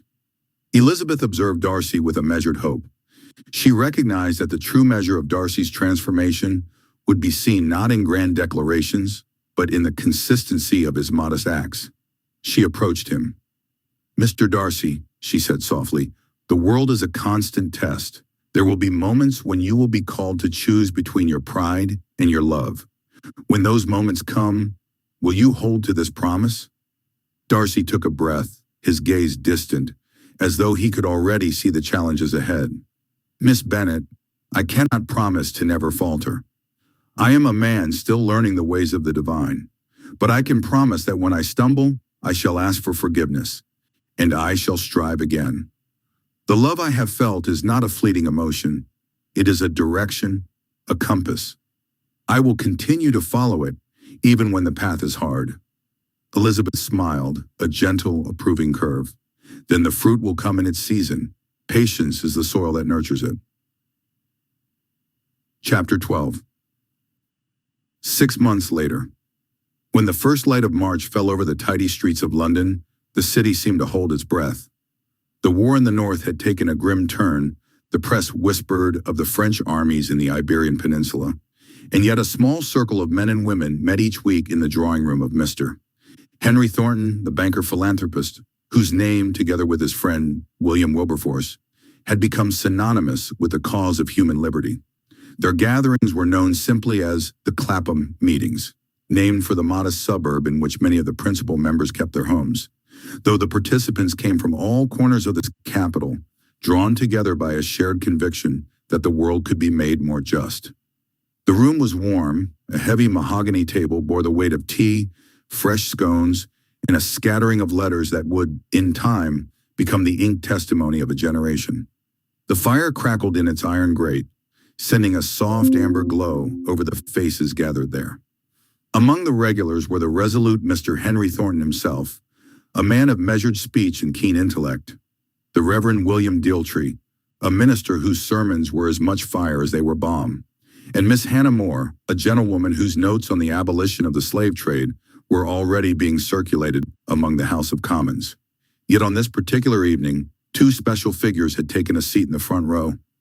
Elizabeth Bennet had spent the past months as governess to Clara and Marianne Thornton, the bright, inquisitive girls of Henry Thornton. Though a governess's place was often precarious, within the Thornton household, she had found a rare combination of respect and affection.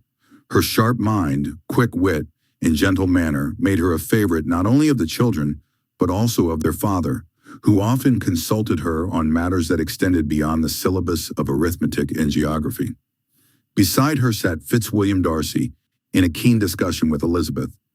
The evening began as most did, with polite conversation about the recent pamphlet by Thomas Fowle, the latest progress of the anti-slavery petition in the Commons, and the weather.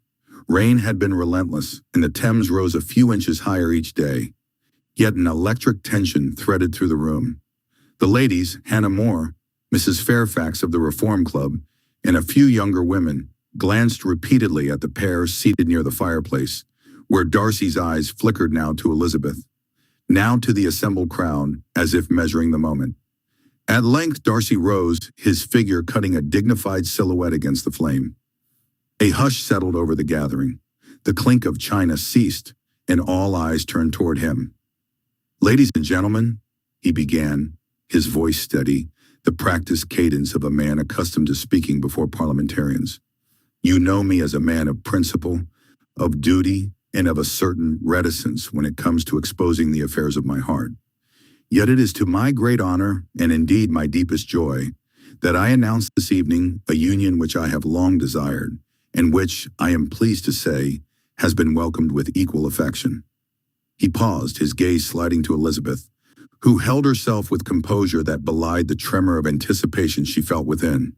"Miss Elizabeth Bennet has accepted my hand in marriage." A ripple of applause rose, polite at first, then swelling into sincere clapping that filled the room with a warmth no fire could match. Darcy inclined his head toward Elizabeth, his eyes softening. "In 10 days' time, we shall host a breakfast at Darcy House to celebrate our union. You, the attendants in the Clapham meetings, are cordially invited to be part of the first morning of this new life." A murmur of delighted agreement followed, the clatter of teacups resuming as the attendees expressed their good wishes. Yet Darcy's next words drew a brief, collective intake of breath. "I regret, dear Mr. Thornton, that this marriage will require you to find another governess for Clara and Marianne. Miss Bennet's talents shall be directed elsewhere, and we are both aware of the inconvenience this may cause." Thornton, a man whose life had been a series of compromises for the greater good, smiled thinly. "Mr. Darcy, love is a cause worthy of any sacrifice. I shall find a suitable replacement, for surely the management of your estates deserves a mind as bright as Miss Bennet's." His tone, while gracious, carried a note of bittersweet resolve, a recognition that the close bond forged between governess and child could not be so easily broken. The applause rose once more, this time a little more exuberant, as the group moved from the formal announcement to the usual conviviality. Yet the evening was not to end on the simple joy of a marriage. It was to become a conduit for a deeper interrogation of the very ideals that had brought them together. After a brief intermission, Mr. Henry Thornton rose to his seat, his silver spectacles reflecting the firelight. He cleared his throat, his voice resonating with the measured calm that had become his trademark. "Friends, I have gathered you tonight not only to celebrate a personal happiness, but also to remind ourselves of the larger battle that continues to rage beyond these walls. Though we have long triumphed over the transatlantic slave trade, the chains that bind humanity remain in other, more subtle forms." He glanced at the assembled circle, men and women who had spent years writing pamphlets, delivering speeches, and lobbying Parliament to end the trade in human flesh. He took a moment, as if allowing the memory of the bills passed in 1807, the speeches of Wilberforce, the anguished testimonies of freed Africans, to settle into his heart. The slavery we fought against was a cruelty of flesh, a theft of liberty that was visible to all. Yet there is another slavery, more insidious, cloaked in reverence and tradition, the slavery of religion. Not that religion is itself a chain, rather it is a covenant of love, a promise of redemption. But when it is reduced to a set of immutable rules and a litany of fears, it becomes a prison. A murmur rose from the crowd. Some glanced toward the Reverend William Dealtree, whose own sermons had often warned against the perils of legalism. Thornton continued, his eloquence gathering momentum. "Christ did not come to burden us with a new set of commandments. He came to proclaim a gospel of freedom. He bore upon himself the weight of punishment and guilt, so that none of us might bear that load alone. The Christian life, then, is not a life governed by an endless litany of do's and don'ts, but a life liberated by grace." He walked slowly toward the fire, hand resting lightly upon the mantle. "Love cannot flourish under compulsion. It must be nurtured in freedom, for only then does it grow, wild and untamed, like the fields of wheat that sway when the wind chooses its own direction." A soft silence fell over the room. The crackle of the fire became the only sound. Thornton's gaze drifted toward the young women, Elizabeth, the girls Clara and Marianne, and Mary Parker, each a symbol of a future that might be shaped by the ideals being spoken.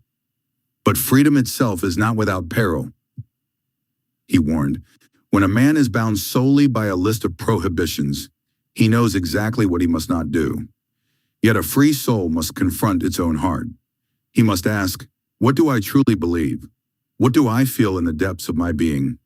When a person is truly changed, when the heart is awakened, the need for rules diminishes. The righteous deeds flow not from fear of punishment, but from a joyous desire to do good. He paused, turning his eyes toward Elizabeth, who sat upright, the faintest smile upon her lips. Miss Bennet, you have served as a guide to young minds, teaching them letters and numbers, yes. Yet the truest education is the teaching of a heart that can discern its own moral compass. It is the work we each must embark upon daily as we seek to liberate both the world and ourselves. A round of thoughtful applause followed, more subdued than the earlier celebration, a recognition that the discussion had touched upon a profound truth that would resonate beyond the walls of this modest drawing room. The meeting dissolved into gentle conversation, but the words spoken that evening lingered in the minds of all present. As the night deepened and the guests prepared to depart, Elizabeth lingered a moment longer beside Darcy, her eyes reflecting both exhilaration and contemplation. "What a night, Mr. Darcy," she said, her voice hushed. "To have love's declaration and a sermon on freedom in one breath. Do you think we are truly free now?" He looked at her, his expression softening beyond his usual reserve. "Freedom, Miss Bennet, is a path that we walk together. Not a destination, but a journey. And perhaps with each step we take, we bring others a little nearer to that sunrise." She smiled, the faintest hint of mischief in her eyes. "Then let us walk it with all the vigor of our changed hearts." Chapter 13. The 10 days between the announcement and the breakfast at Darcy House were a blur of activity, each a note in the symphony of preparation.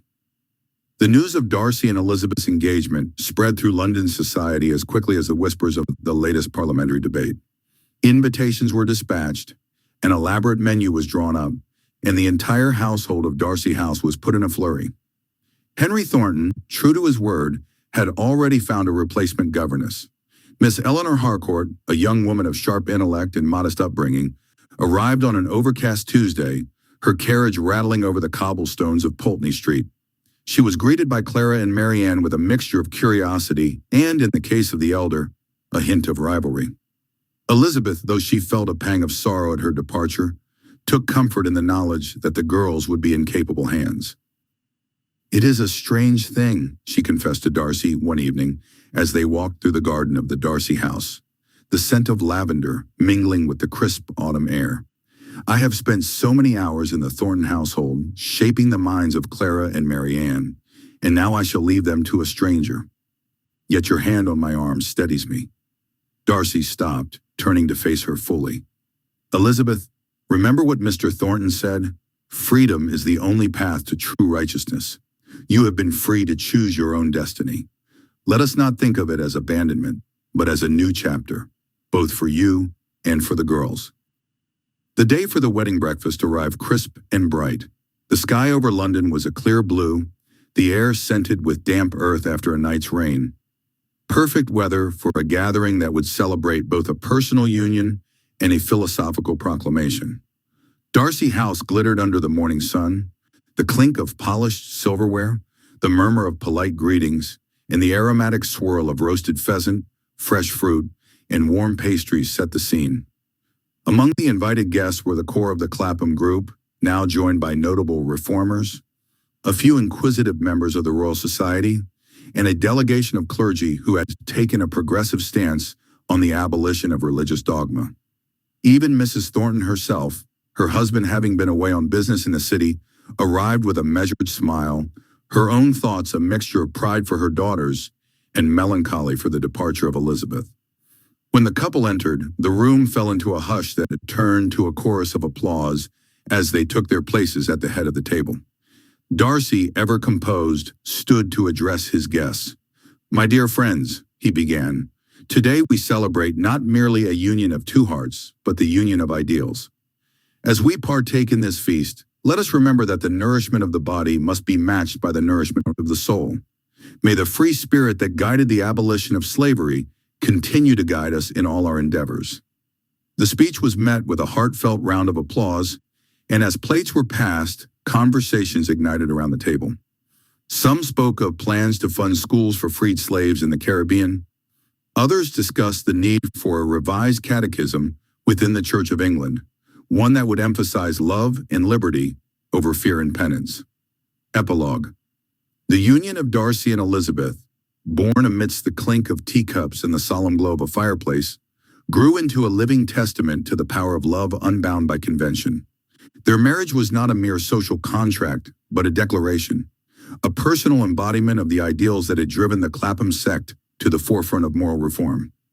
In 1815, 3 years after their wedding breakfast, a new bill passed the Commons, tightening British oversight of the slave trade on the high seas, effectively ending the last vestiges of the inhuman market.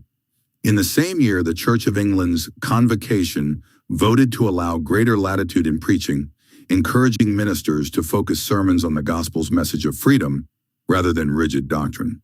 These milestones were celebrated not as final victories, but as steps along a longer journey. When asked about the role of the Clapham gatherings in these triumphs, Elizabeth, now a mother to a son and a daughter, would smile, recalling the night when love and a sermon on freedom intertwined. It was in that drawing room under that fire that we learned the greatest truth, that hearts set free will always find a way to change the world. However, freedom will unavoidably reveal the state of hearts. A real freedom is only possible with a changed heart.